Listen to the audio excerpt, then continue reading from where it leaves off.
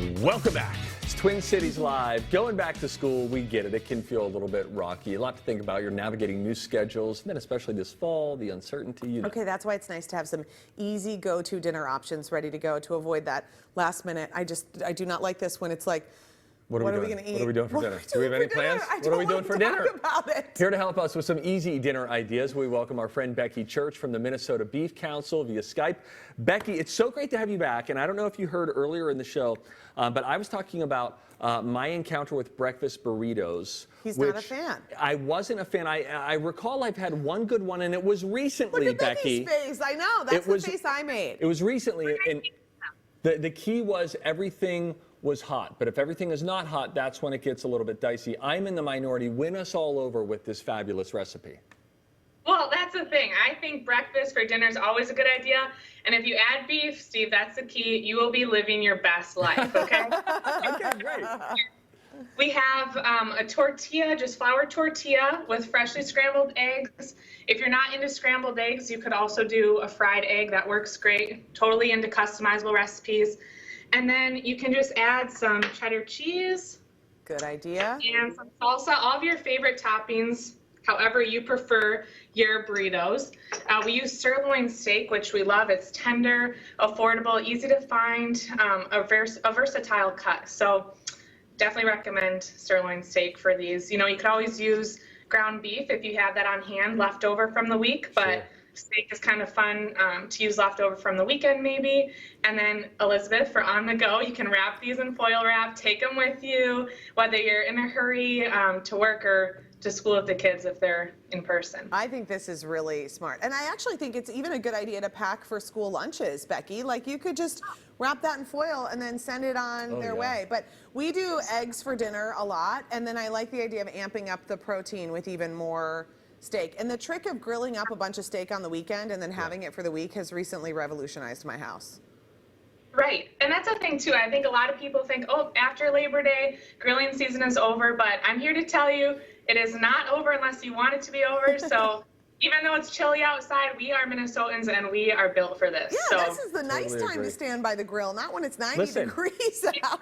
Becky, I recently got a smoker this summer, this like pellet grill smoker. I will be smoking the whole winter. I've already made plans. There are blankets you can get for your smoker to keep the temperature up. I'm planning to do all of that. With that, since my mind always seems to be on meat as of late, give me this Mediterranean steak bowl recipe. How do we put this together? Ooh, that looks good. So steak, Mediterranean steak bowl. So again, I love summer. We're bringing in those fresh flavors from summer, but adding a little bit of warmth, which is what we all crave this time of year. But we can keep it light and refreshed rather than a heavy meal too, if you're up for that.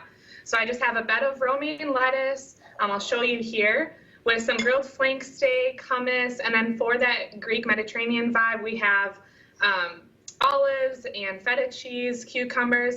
And then here's the tip. Besides the steak grilling, I also brush some olive oil over red onions and cherry tomatoes, salt and pepper them, and then put them on the grill, and that's going to help blister the tomatoes and add a warm vegetable to this salad, which really elevates it and, again, makes it kind of feel comforting in a way. Plus you've got like that hummus in there, which is so good. Right. And then the tzatziki, so it feels like a really hefty salad. But you say you could add, if you wanted to add like some quinoa or something like that, you could do that too? You could, if you want to add an extra carb source. I do want to talk a little bit about the cut here, flank steak. This is what we look like with a raw flank steak. Okay. You can see that pretty prominent muscle fibers here that are going parallel. My number one tip when it comes to grilling flank steak is first to watch your grill time. It's going to be a lot less than the sirloin in our first recipe, simply because it's thinner. And then it's a great cut for marinated if you want. Otherwise, I just did a salt and pepper rub this time. When you take it off the grill, it's really important to slice against the grain. That's my tip of the day. I mean, that is so critical, Becky, because if you slice with the grain, if you're like, look, that's the line and I'm going to go with it, then you have to choose so much more. I don't understand the science of it, but whatever it is that cutting against the grain totally changes it. Well, and what that means, for those of you at home who are not aware, cutting against the grain means just perpendicular to these muscle fibers that are running parallel. So that's, like Steve said, going to make it easier to chew. So Yeah, really the great flank there. steak. I mean, if you see one at the store, you should just pick it up. Let me quickly say this, too, if I might speak out on behalf of another cut of meat, Becky. I have been cooking tri-tip recently, and I just have to say it's one of the most underrated cuts of meat out there. You can get it from your butcher. It can be 2 to 3 pounds. You're not going to spend more than $20. It can feed your family, and it is fabulous. Nice. There again, you're cutting against the grain, and it's so good. Right, that makes a huge difference, and definitely we love tri-tip too. Great tender cut, really flavorful. Steve wants to elevate the tri-tip. He believes the tri-tip needs more attention. It's been underserved. He is just on a mission. And then I do want to mention with this steak salad, we had homemade Greek yogurt sauce. Yum. So we actually just took yogurt, whipped it with some olive oil, lemon juice, and then added in some minced garlic, some fresh mint, some dill weed. Yum. And some oregano. So I like to say once you mix this up and top it, it's kind of like a party in a bowl. You pretty much splatter painted this with some Greek yogurt sauce, and life is good. Well, then you add to the party with some nachos there, lady. Oh, okay, yeah. so You're crushing it. This is a fun sheet pan nacho idea for dinner, which I just kind of like the idea of everybody standing around the island and just kind of chatting and eating this. Exactly. I like to say this is nacho average dinner, okay? So you... Thank you for laughing. I love it. You're welcome. You're so welcome.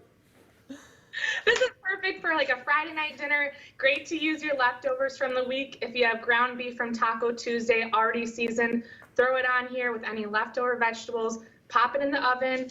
You could broil it or just put it at 400 degrees for a little while to warm up the meat, melt the cheese, and I even have parchment paper layered underneath here, so you can literally just toss and throw and make dishes super easy for cleanup. That is a really smart idea. Thanks, Becky. Becky, great stuff as always. Good to have you back on the show. We posted a link to Minnesota Beef Council's website on TwinCitiesLive.com. While you're there, be sure to check out the recipe section. If you feel like you're in a bit of a rut, you got to do some digging there. They've got everything from slow cooker meal ideas to fancy salad recipes. And a big thanks, as always, to the Minnesota Beef Council for sponsoring our show. Still to come.